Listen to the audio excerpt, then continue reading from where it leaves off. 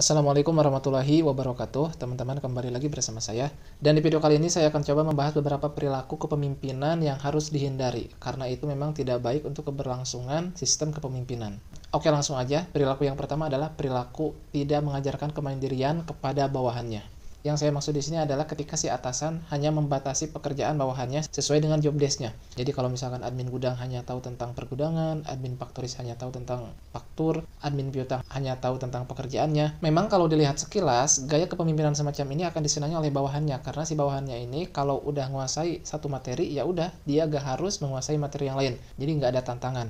Tapi negatifnya adalah dengan adanya model kepemimpinan semacam ini akan menyebabkan bawahannya ketergantungan terhadap atasan, sehingga bawahannya tidak akan mampu mandiri. Ketika misalkan atasannya sedang tidak masuk kerja atau sedang keluar kota, maka si bawahan ini tidak bisa ngapa-ngapain gitu, dan akhirnya beberapa pekerjaan mungkin akan terbengkalai. Kemudian perilaku yang kedua adalah perilaku atasan yang tidak memberikan kebebasan untuk anak buahnya mengambil hak yang sudah diberikan oleh perusahaan. Misalkan hak untuk cuti bersama, hak untuk izin tidak masuk ketika sakit, hak untuk cuti keluarganya meninggal, dan sebagainya. Mengapa ada atasan tidak membolehkan bawahannya tidak masuk bekerja karena alasan tertentu?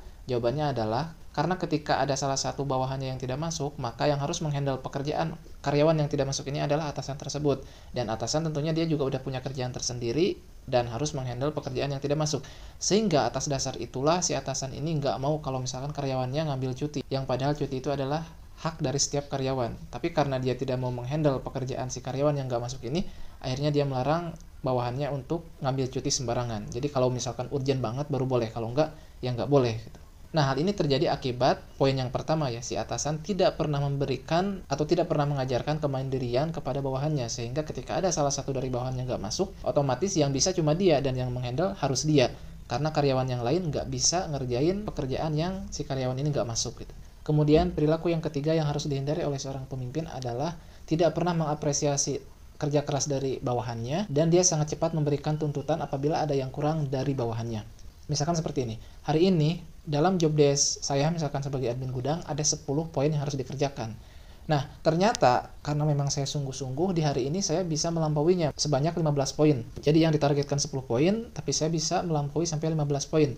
Nah, atasan yang baik harusnya memberikan apresiasi sehingga menyebabkan si bawahan ini merasa, wah saya dihargai, dan karena dihargai itulah menyebabkan dia lebih semangat lagi. Harus digarisbawahi ya teman-teman, yang saya maksud apresiasi di sini itu bukan hanya uang. Memang uang termasuk salah satunya, tapi yang lebih penting dari itu adalah perilaku. Jangan sampai seperti ini, ketika bawahan hari ini ditargetkan 10 poin, kemudian dia bisa melakukan sampai 15 poin, atasan acuh tak acuh, seolah menganggap ya itu hal yang wajar gitu. Tapi ketika hari ini dia hanya mampu melakukan 5 poin dari 10 poin yang ditargetkan, atasan ini uring-uringan dan cemberut.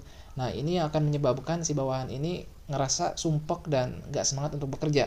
Bahkan yang saya rasakan jika diperlakukan seperti itu, yang ada adalah ngapain saya kerja keras-keras, ya udahlah kerja apa adanya, toh mau kerja keras-keras juga gak ada apresiasinya, apa untungnya bagi saya, gaji saya tetap segitu. Itu yang saya rasakan ya, gara-gara kurang apresiasi dari atasan, itu akan melahirkan mental kerja yang tidak sehat dari bawahan ke atasan. Kemudian, kebiasaan selanjutnya yang wajib dihindari oleh seorang atasan adalah tidak memahami karakter dari bawahan-bawahannya. Bagi dia, ketika udah kerja, semua karyawan itu sama gitu, kayak robot.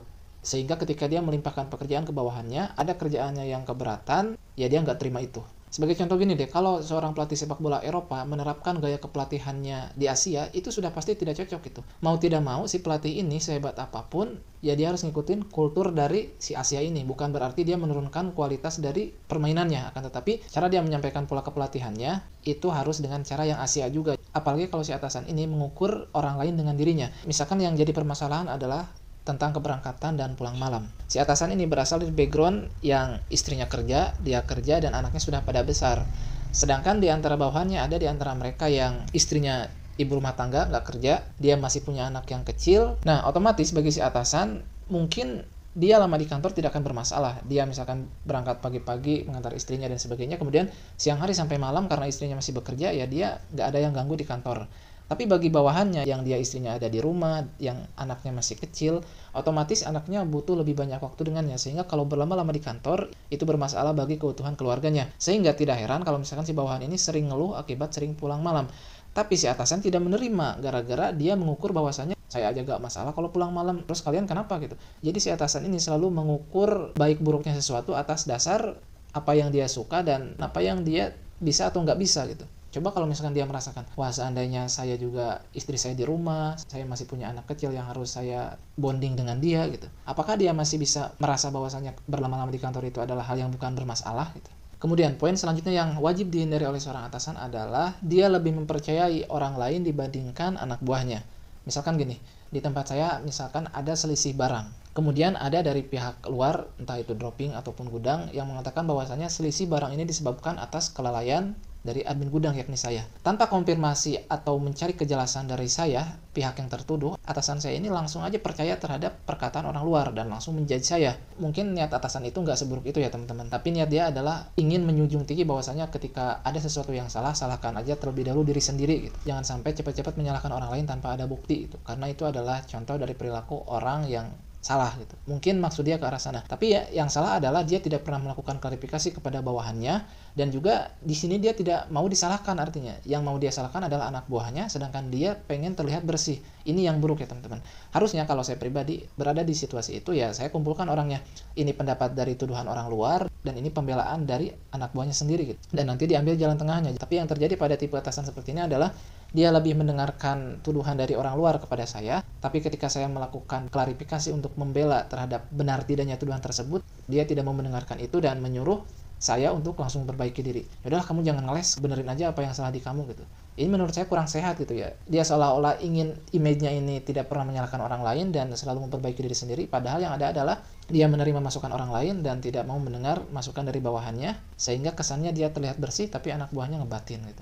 Nah ini menurut saya toksik sekali gitu. Nah jadi atasan semacam ini kalau menurut saya bukan atasan yang baik atau wise atau bijaksana gitu ya. Tapi ya dia cuci tangan, gak ingin terlihat bersalah gitu. Cukup aja kalau ada yang salah ya itu salah bawahan saya, bukan salah saya gitu.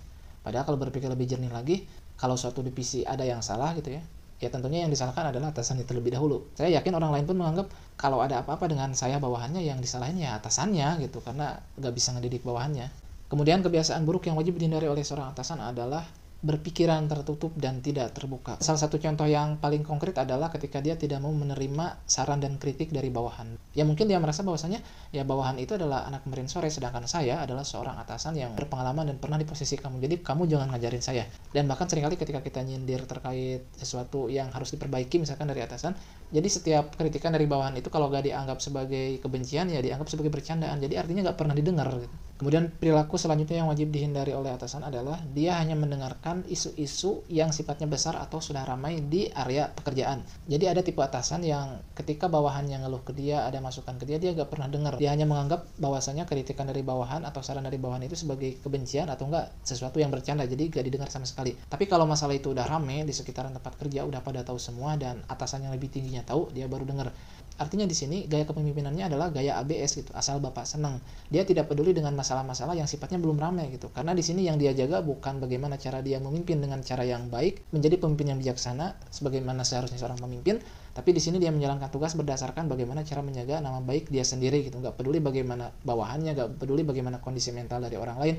Yang penting adalah dia dipandang baik. Nah, ini menurut saya sangat buruk. Kemudian kebiasaan atasan atau pemimpin yang selanjutnya yang wajib dihindari adalah menganggap loyalitas kepada perusahaan atau tempat kerja itu adalah sesuatu yang sangat wajar, dan ketika si karyawan mengambil keringanan yang diberikan oleh perusahaan itu adalah sesuatu yang ilegal. Misalkan saya dijadwalkan untuk bekerja hari ini sekitar 8 atau 9 jam, tapi ternyata kerjaan saya itu baru beres setelah 12 atau 13 jam. Nah, atasan yang tidak baik ini akan menganggap, oh itu kan wajar, kamu kan dibayar memang untuk kerja gitu, padahal saya dibayar hanya untuk 8 jam kerja, bukan untuk 13 jam kerja gitu. Tapi ketika misalkan saya mau ambil cuti atau memang perusahaan mengatakan untuk hari Sabtu karyawan jam kerjanya itu cuma sekitar 6 jam, nggak sampai 8 jam.